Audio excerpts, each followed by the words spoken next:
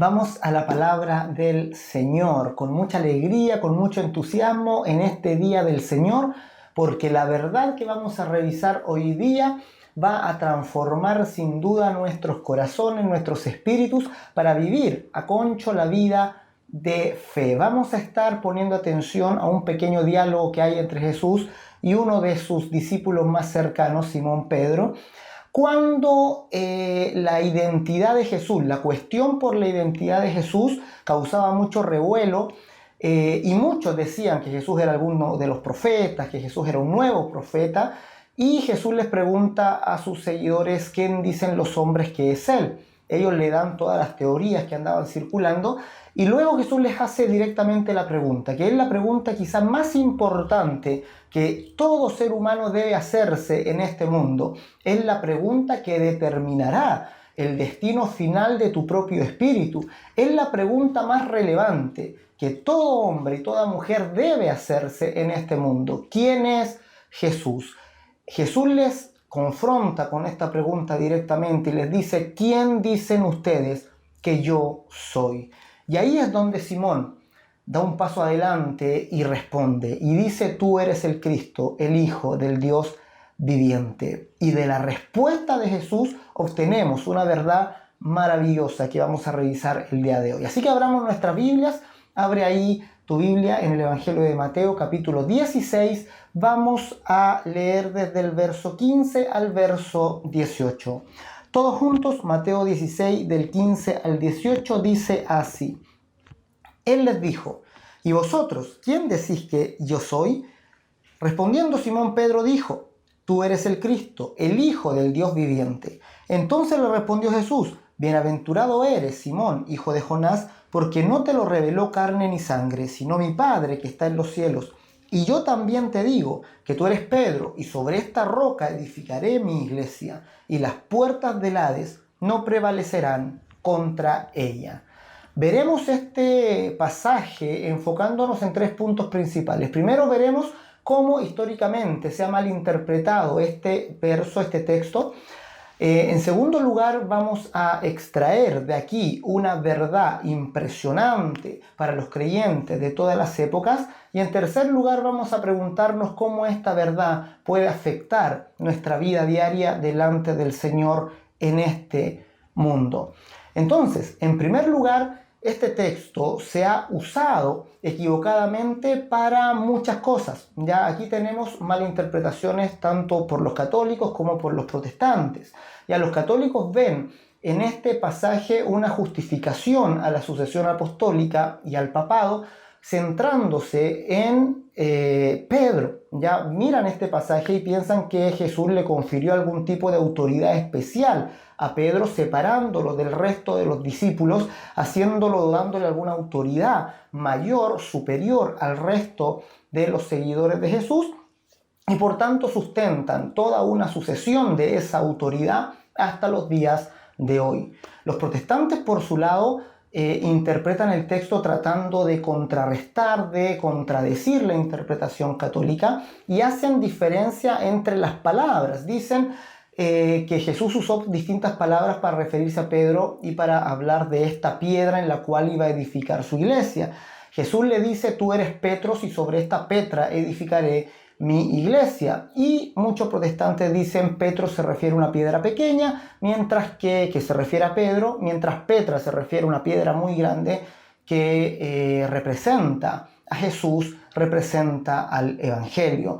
Entonces, de esta manera tratan de contrastar, de hacer diferencia entre Petros y Petra para desmentir un poco la conclusión a la que los católicos llegaron, pero ambas interpretaciones pierden lo central, pierden lo que Jesús y lo que Mateo están queriendo expresar en este relato. Ya la interpretación católica se cae inmediatamente porque un par de capítulos más adelante Jesús le otorga las llaves del reino no a Pedro, sino a toda la iglesia. Y como vamos a ver más adelante, es el propio Pedro que después le llama piedras vivas a todos los creyentes, sin excepción. Y la interpretación protestante se cae también porque, según el contexto, Jesús no está haciendo diferencia entre Petros y Petra, sino que las está usando casi como sinónimos. Jesús le está diciendo: tú eres Pedro, y sobre esta piedra edificaré mi iglesia. ¿Sobre qué piedra? Sobre la que Jesús está diciendo que Pedro es. Le está diciendo: tú eres la roca, y sobre esta misma roca voy a edificar mi iglesia. La diferencia de Petros y Petra tiene más que ver con el género. Jesús usó el género masculino para dárselo como nombre propio, como un nombre adicional a su discípulo, a Simón. Entonces, ambas interpretaciones no han ayudado mucho a develar lo que este pasaje quiere decir. Ya se caen en el punto principal de mostrarnos lo que Jesús desea mostrar a su discípulo cuando éste lo descubre, cuando éste entiende realmente su naturaleza y su verdadera identidad. Esto nos lleva al segundo punto. ¿Cuál es la verdad central que deberíamos extraer de esta conversación, de este diálogo? Pongamos atención a la secuencia. En primer lugar, Jesús pregunta: ¿quién dicen ustedes que yo soy? Pedro inmediatamente responde: tú eres el Cristo, el Hijo del Dios viviente. A lo que Jesús, inmediatamente, luego de llamarle bienaventurado, replica: y yo te digo que tú eres Pedro, y sobre esta roca edificaré mi iglesia. Fíjense, Pedro, mirando la identidad, mirando a Jesús, dice: tú eres. Y Jesús, cuando ve que Pedro tiene la fe correcta en él, inmediatamente afirma la identidad de Pedro también. Y yo te digo que tú eres Pedro. Entonces, de aquí desprendemos dos principios muy importantes. El primero es que Pedro descubre quién es él mismo cuando descubre a Jesús. Cuando él mira la identidad de Cristo y descubre la identidad real de Jesús, entonces él también inmediatamente descubre quién es él en relación con Cristo.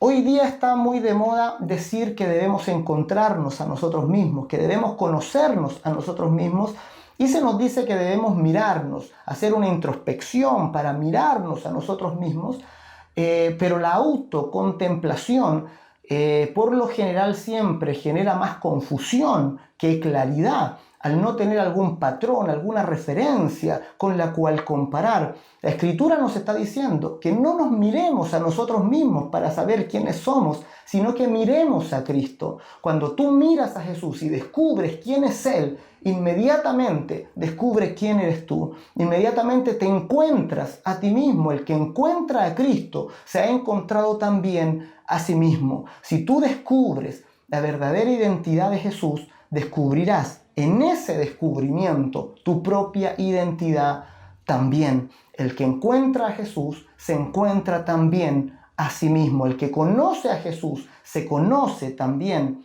a sí mismo. Ese es el primer principio. Y el segundo es que Jesús está poniendo el foco, está poniendo el énfasis en la fe de Pedro, no en la persona de Pedro, no en Simón porque es Simón, sino en lo que Simón dijo.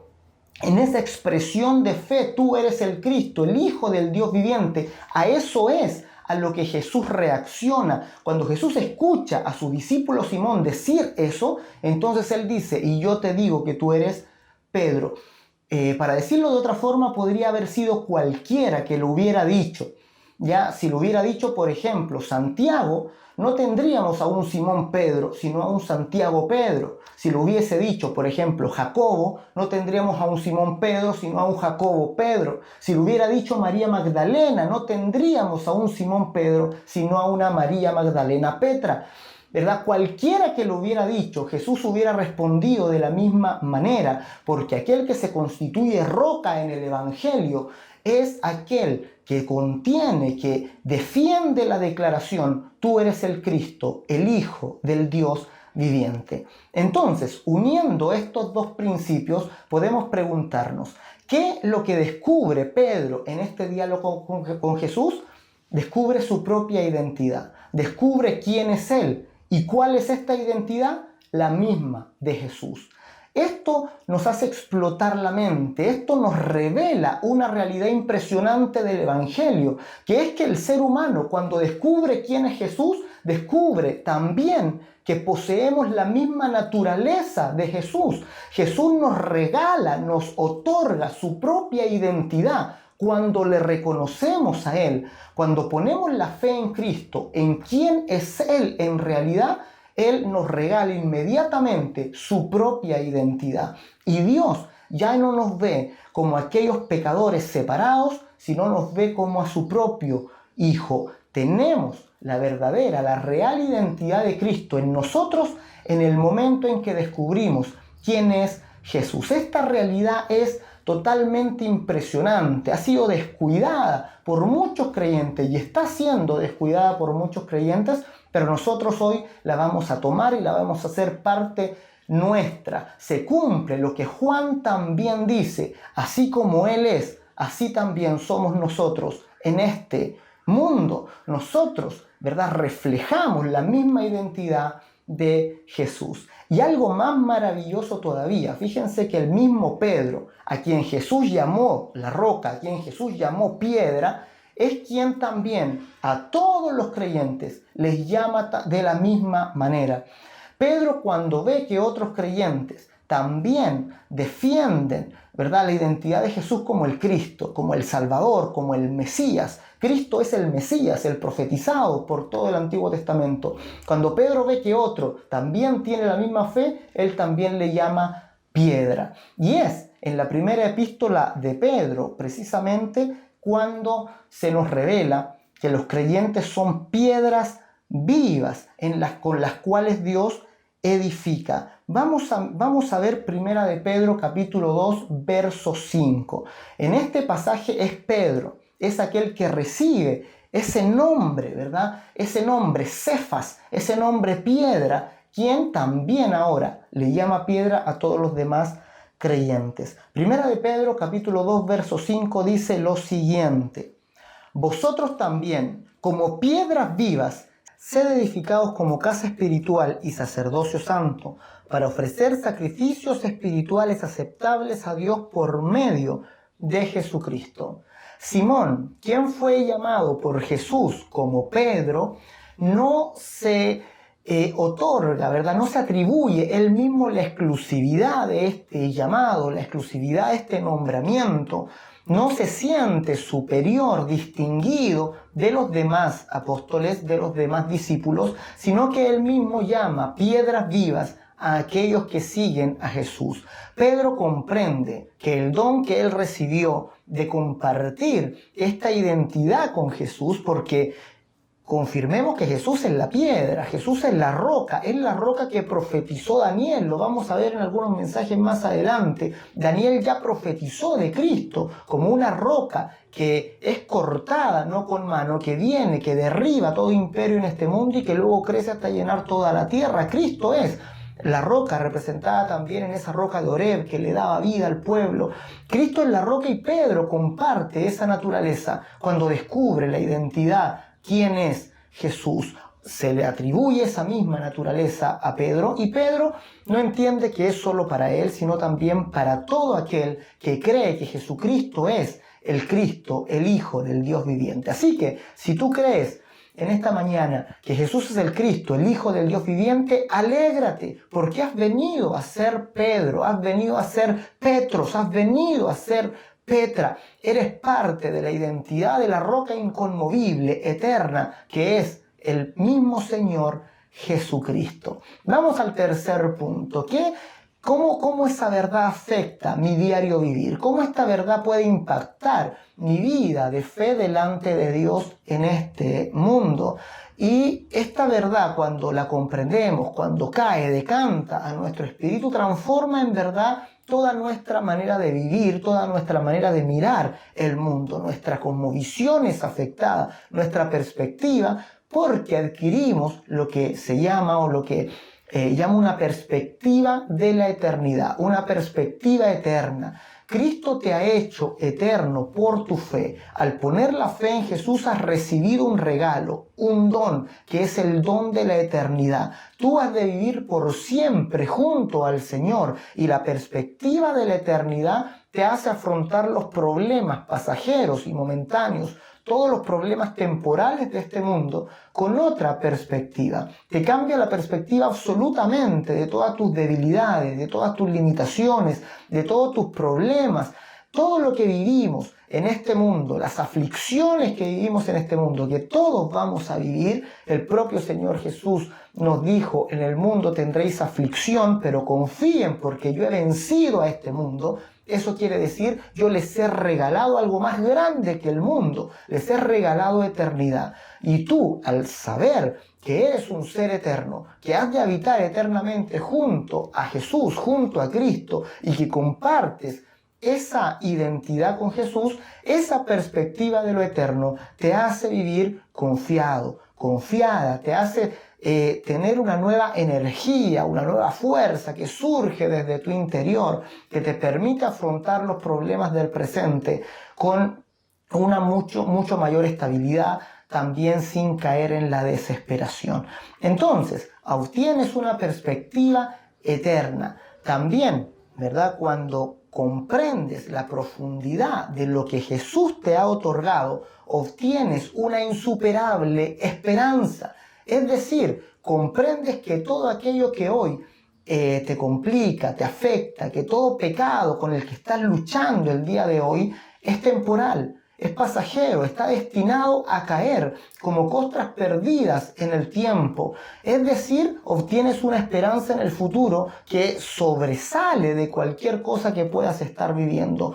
El apóstol Pablo dice, nos gloriamos en la esperanza de la gloria de Dios. Es decir, sabes que estás en un curso de la historia, pero que el fin de esa historia es mucho más glorioso que cualquier cosa que pudieras vivir en este mundo, y con lo que aún estás luchando en el presente, toda debilidad, todo pecado, toda circunstancia que no logras superar, todo aquello son los vestigios de una antigua naturaleza que se va desapareciendo, que va cayendo, que va quedando olvidada en el pasado, y que finalmente tu destino es brillar como el sol en el reino de tu Padre. Es presentarte delante del Señor sin mancha, arruga ni cosa semejante, perfectamente limpio, perfectamente santificado por su sangre. Su obra perfecta también te perfecciona para que estés en el cielo por la eternidad. Esta esperanza nos hace también vivir llenos de alegría, de una alegría insuperable. Recuerden que Jesús les dijo a sus discípulos, no se alegren por las cosas temporales, no se alegren tanto por lo que la felicidad espuria que podemos tener en esta temporalidad.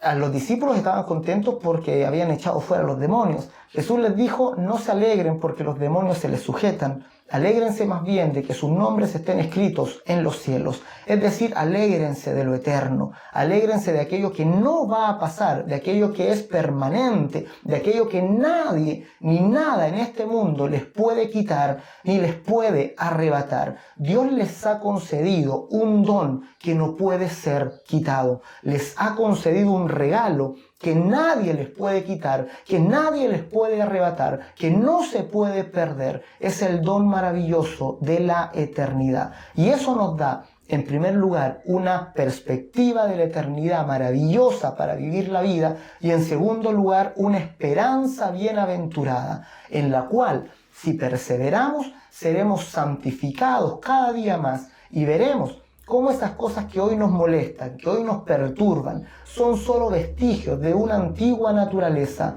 que va quedando atrás. Recuerda, así como Él es, así también somos nosotros en este mundo. Vamos a leer ese pasaje maravilloso para ir terminando. Vamos a leer ahí Primera de Juan. Ya vamos a mirar Primera de Juan, capítulo 4, verso 17. Vamos a leerlo todos juntos.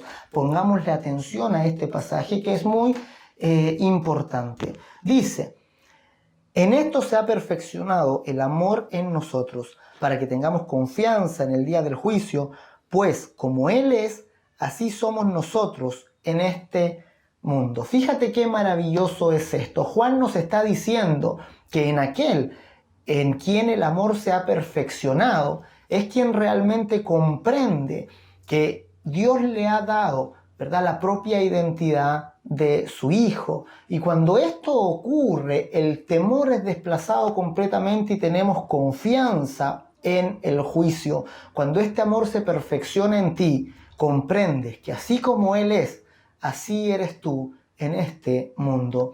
Así que, de la misma manera que Jesús es Hijo de Dios, así también tú has venido a ser un hijo, una hija de Dios.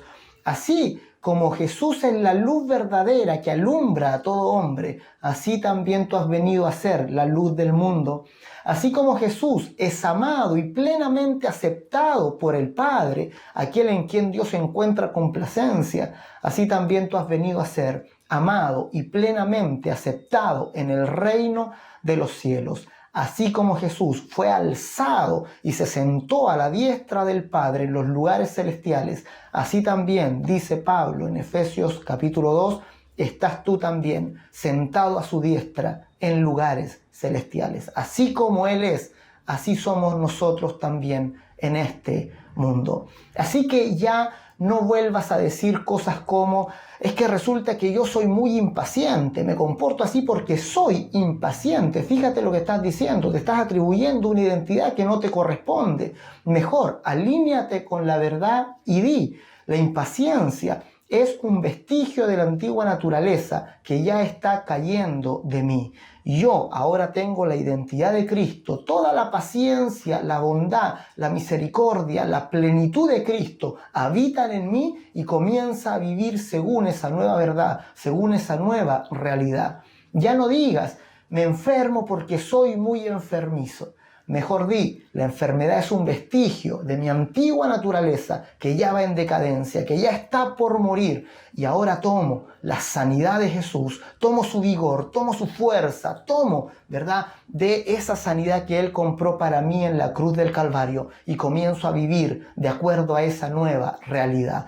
El Señor te dé sabiduría en todas las cosas para aplicar poderosamente esta palabra en tu propia vida y que cada día más comiences a vivir como la nueva criatura que eres, comiences a vivir como una roca, comiences a vivir con la propia identidad que Jesucristo te regaló para que seas hecho según su imagen, para que te conviertas en un propio Jesús aquí en este mundo. El Señor te bendiga, el Señor te guarde y desde ahora comprende que así como el nombre propio de Simón cambió a Pedro, ahora también tu propio nombre cambia también a Pedro. En el reino de los cielos todos somos Pedro. En el reino de los cielos todos tenemos la propia identidad del Señor Jesús. Perfecta y maravillosa identidad de Jesús que habita en nosotros hoy por medio de la fe, por su Espíritu que nos ha dado. Vamos a orar y vamos a pedir al Señor la sabiduría, la dirección y la bendición para esta semana.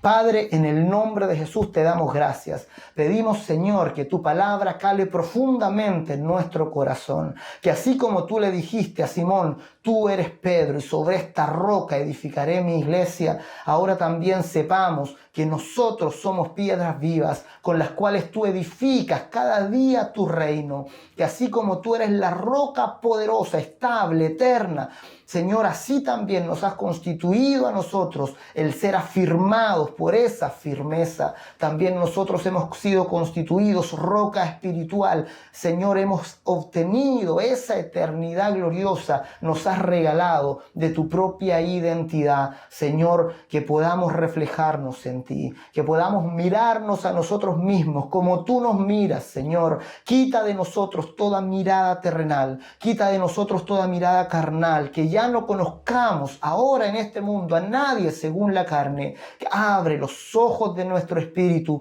para vernos como tú nos ves y que todo vestigio de la antigua naturaleza, que todo vestigio, Señor, de aquel viejo hombre, de aquella vieja mujer, Señor, queden completamente en el pasado. Ahora decidimos desvestirnos de la antigua naturaleza para tomar esta nueva identidad que tú nos regalas, esta identidad que tú deseas que nosotros tomemos, que apasionadamente deseas que tomemos para nosotros, para vivir una vida libre, una vida llena Señor, de bendición, de gozo, llena de paz, llena de satisfacción en este mundo, tal como tú también la viviste. Señor, confesamos que así como tú eres, así somos nosotros en este mundo, que todo temor queda atrás y ahora tenemos confianza, caminamos con confianza delante de ti en la plenitud de tu bendición, en el nombre de Jesús. Amén y amén.